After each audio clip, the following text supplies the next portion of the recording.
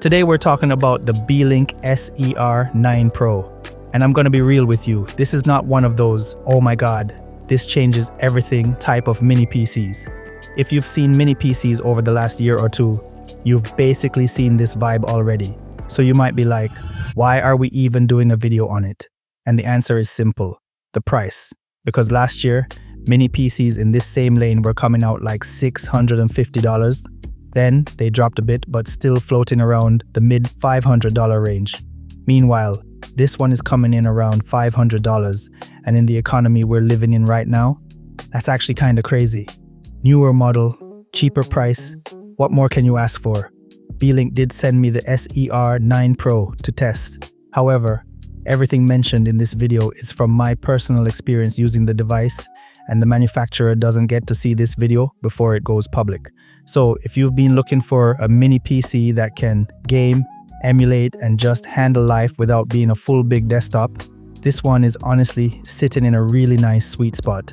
So before we dive too deep into what this thing can do, I want to talk about a comparison a lot of people are thinking about.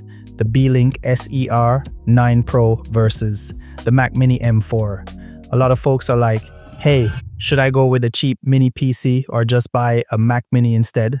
And that's a fair question, because we're talking about two very different machines that can kind of sit in the same part of your living room or desk setup. Here's how I see it. First, cost. The Beelink SER9 Pro comes in around 829 Canadian dollars and is usually fully loaded with RAM and storage right out of the gate. You don't have to go hunting for upgrades. It's basically ready to go for gaming, emulation, and everyday stuff. The Mac Mini M4, on the other hand, is 30 Canadian dollars cheaper. However, when you consider that the base model comes with only 16 gigabytes of RAM and 256 gigabytes of storage, the Beelink SER9 Pro wins straight up if you're purely looking at bang for your budget. Now, let's talk performance, but let's keep it real. The SER9 Pro is solid for 1080p gaming, competitive titles, emulation, and everyday PC use. It's not gonna crush AAA games at ultra settings. That's not its lane.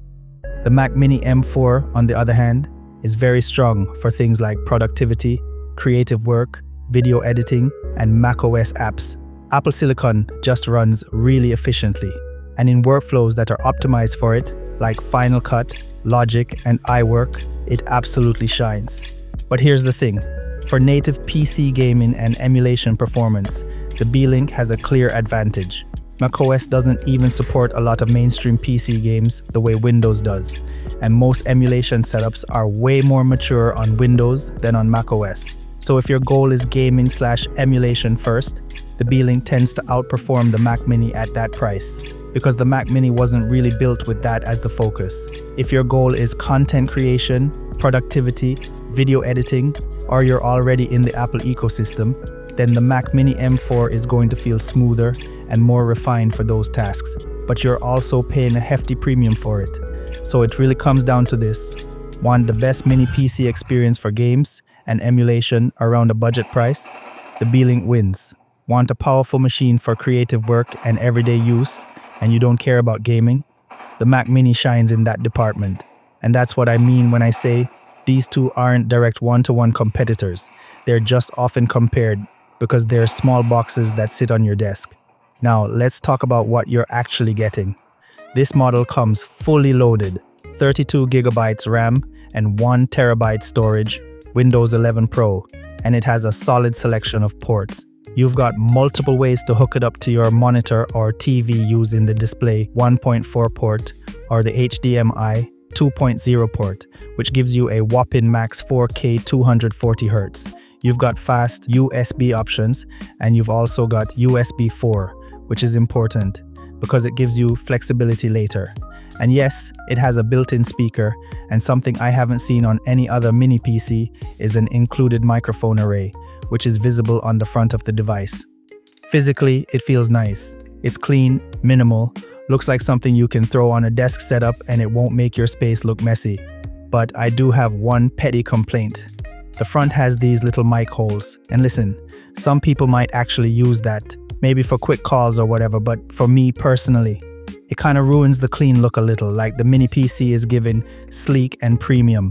And then the mic holes are like, "Hi, I'm here too." Now, the big question everyone actually cares about. Can it game?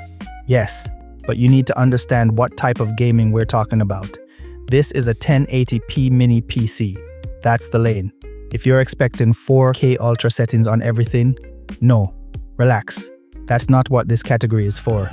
But if you want 1080p gaming where you can adjust settings between low and medium depending on the game and still have a really enjoyable experience, then yeah, it's solid. It's especially good for lighter games, competitive games, older AAA titles, and even a lot of modern stuff as long as you don't try to bully it with max settings. The best way to use a mini PC like this is set it to 1080p and then just tweak settings until it feels smooth. And honestly, the fun part with mini PCs like this isn't even just PC gaming, it's emulation. Because if you're the type of person who wants one little box you can put under your TV and turn into a retro to modern emulation machine. This is where the SER9 Pro starts looking real attractive. Basically, for emulation, this thing can run most of the popular options out there.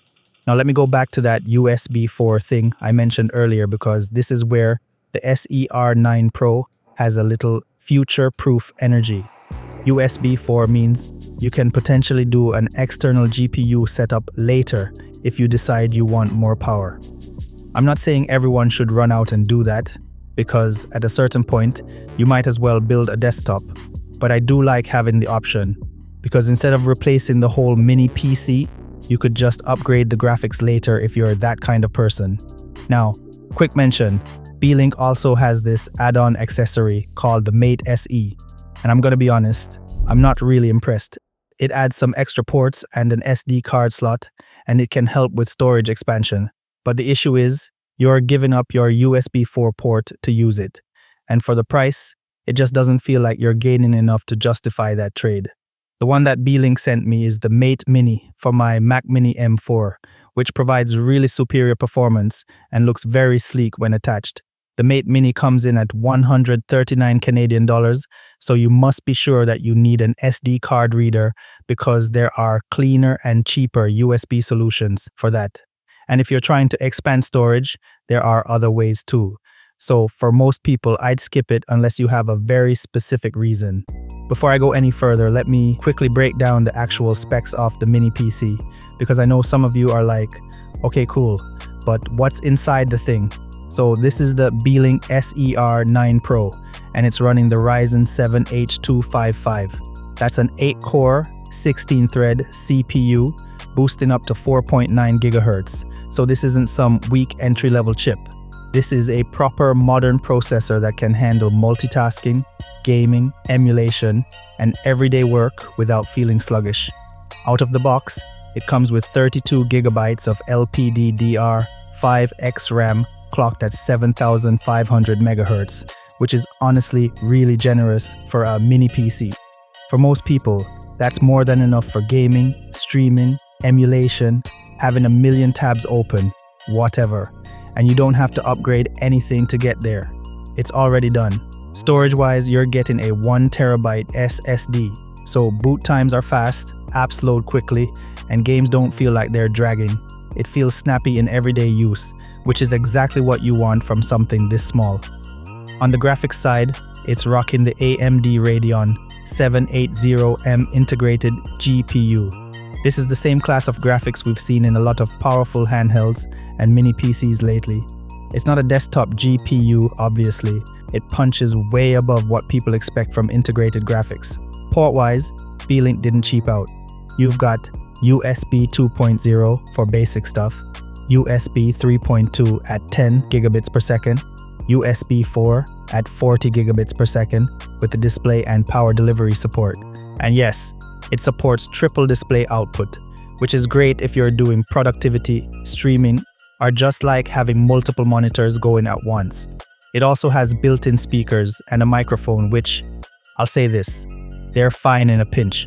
If you just need quick audio or a fast call, they work. But realistically, if this is your main setup, you're probably going to want real speakers or headphones. And that's totally normal for a mini PC like this. So yeah, spec-wise, this thing is actually pretty stacked for the price. Nothing here feels cheap or underpowered, especially when you remember this is landing around that $500 range, fully loaded. Let me know in the comments, are you a mini PC person? Would you put something like this on your desk or under the TV like a console? And if you want me to cover more mini PCs like this, tell me what models you're looking at. Don't forget to like, subscribe, and I'll see y'all in the next one.